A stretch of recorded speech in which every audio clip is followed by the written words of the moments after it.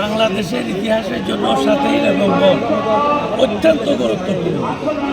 এই যে গত আন্দোলন হলো, 7ই নভেম্বরের যে আন্দোলন ঘটেছিল সেটাই হচ্ছে এইটার দ্বিতীয়, ওইটাকে অনুসরণ করেছে।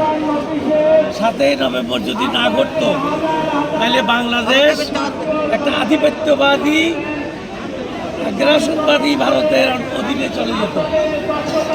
বিষয়ের সম্পাদক লুৎফুর কাজল এই নেতৃত্ব দেন। সুতরাং কাজল ভাইয়ের পক্ষ থেকে, জেলা বিএনপির পক্ষ থেকে সবাইকে অনুরোধ জানাচ্ছি,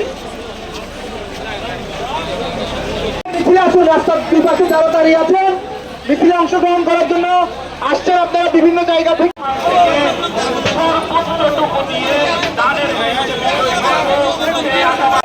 জানেন তারা একটু আহ্বান, সেই গুরুগত রাজনীতির পরিবর্তনের কথা